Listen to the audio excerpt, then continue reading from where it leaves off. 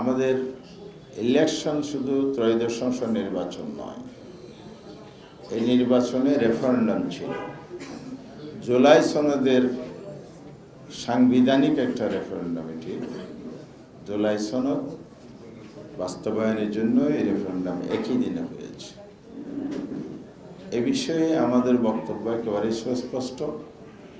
4টি কোয়েশ্চেন এখানে আছে, যে 4টি কোয়েশ্চেনের উপর রেফারেন্ডামের হ্যাঁ ভোট বিজয়ের প্রেক্ষিতে দ্বিতীয় কোয়েশ্চেন যেটা আছে, উচ্চ কক্ষে প্রাপ্ত ভোটের ভিত্তিতে 100 জন সদস্য প্রত্যেক দল তার দল থেকে প্রপোর্শনালিটিটা আসন পাবে।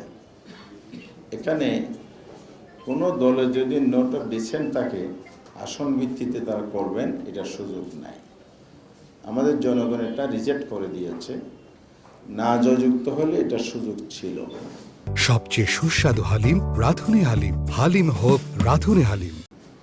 হ্যাঁ, যেহেতু জয়যুক্ত হয়েছে, তাহলে জনগণই এইসব নোট অফ ডিসেন্টকে নাকচ করে দিয়েছে।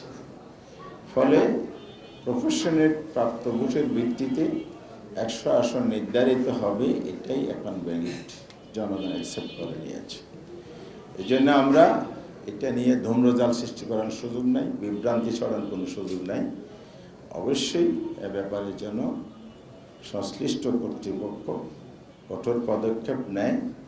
পার্লামেন্ট যখন বসবে, 180 দিনের মধ্যে যে জুলাই সনদ পর্যায়ক্রম বাস্তবায়নের কথা সেখানে উল্লেখ আছে, সেই অনুযায়ী উচ্চকক্ষ গঠনের ক্ষেত্রে যেন প্রফেশনাল রিপ্রেজেন্টেশনটা এনশিওর করা হয়। এটা জনগণের দাবি। যে জনগণকে সামনে রেখে রাজনীতি, যে জনগণের ভোটের রেফারেন্ডাম অনুমোদন পাস, যে জনগণের ভোটে পার্লামেন্ট গঠিত, সেই পার্লামেন্ট জনমতের বিরুদ্ধে অবস্থান নিতে পারে না। এটা যদি হয়, তাহলে সংস্কারকে রিফিউজ করা হয়ে যায়। সেটা যেন কোনোভাবে না ঘটে, আমরা সুস্পষ্টভাবে দাবি পুনর্ব্যক্ত করছি।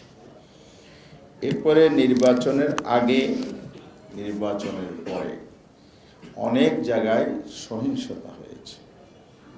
নারীদের উপর যারা 11 দল পক্ষে কাজ করেছে আক্রমণ করা হয়েছে। কারণ এই নির্বাচনে নারীদের অংশগ্রহণ, উচ্ছ্বাস, 11 দলের পক্ষে সমর্থন ব্যাপকভাবে লক্ষণীয় ছিল। নারী সমাজকে তারা টার্গেট করেছে।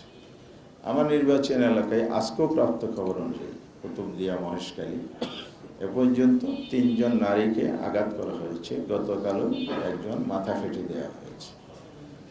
এরপরে 3 জন হসপিটালে আছে আরও। এরপরে বিভিন্ন আসনে এরকম ঘটনাবলী আছে। যদি আপনারা জানতে চান, পত্রপত্রিকা বিভিন্ন মিডিয়াতে এগুলো আসতেছে, আমরা সবিস্তারে প্রতিবেদন দাখিল করতে পারব। এভাবে যদি চলতে থাকে, তাহলে দেশে তাহলে আবার নৈরাজ্যকর পরিবেশ সৃষ্টি করতে চায় কিনা, এটা জনগণের প্রশ্ন তৈরি করছে। আমরা তো জুলাই অভ্যুত্থান, রক্তাক্ত অভ্যুত্থান করেছি একটি সুন্দর দেশ গঠনের জন্য। আগামীর বাংলাদেশ হবে সহিংসতা, সন্ত্রাসমুক্ত একটি বাংলাদেশ, গণতান্ত্রিক বাংলাদেশ, একটি সৌহার্দ্যপূর্ণ সমাজ, সুন্দর সমাজ গড়ে উঠবে। এই প্রত্যাশা নিয়েই তো আমরা জুলাই বিপ্লবের সবাই শরিক ছিলাম। এই নির্বাচনে জুলাইয়ের যে ঐক্যমত কমিশনের সর্বত্র আমরা কমিটমেন্ট দিয়েছি। এই পুরনো দাসের সেই অন্ধকার যুগের রাজনীতিকে যদি আমরা পলিটিক্যাল এই কালচার থেকে, অপকালচার থেকে যদি আমরা বেরিয়ে না আসতে পারি, তাহলে নির্বাচন পরবর্তীতে দেশ গড়ার অঙ্গীকার একটা অর্থহীন হয়ে দাঁড়াবে। সেটা আমরা স্পষ্ট করে বলতে চাই। যারা সংখ্যাগরিষ্ঠ আসনে বিজয়ী হয়েছেন, তাদের দায়িত্ব অনেক বেশি। তারা যেন দায়িত্বশীল ভূমিকা পালন করেন, তাদের দলীয় কমান্ড নির্দেশ প্রয়োগ করে যেসব কার্যক্রম সারা দেশে হচ্ছে, মানুষের আঘাত আক্রমণ হচ্ছে, অগণতান্ত্রিক ফেসিবাদী আচরণ হচ্ছে, এগুলো দ্রুত পদক্ষেপ নিয়ে আপনাদের বন্ধ করা উচিত বলে আমরা মনে করি। যদি এভাবে চলতে থাকে, গতকাল 11 দলের শীর্ষ নেতৃবৃন্দের ব্রিফিংয়ে এটা স্পষ্ট বলা হয়েছে, আমরা রাজনৈতিক কর্মসূচির দিকে যেতে বাধ্য হব। আমরা এটা পুনর্ব্যক্ত করছি, আপনারা আমাদেরকে বাধ্য করবেন না।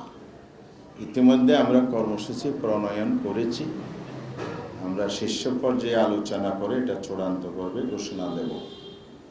তবে এখনো সুযোগ আছে, সহিংসতা বন্ধ করতে হবে, না করলে রাজপথে জনগণকে নিয়ে মাঠে নামতে হবে। দেশ আমাদের, দেশ রক্ষা করতে হবে, দেশের জনগণকে রক্ষা করতে হবে, জনগণকে নিরাপত্তা দিতে হবে। জনস্বার্থে আমাদেরকে অবশ্যই রাজনৈতিকভাবে এটা মোকাবেলা করতে হবে।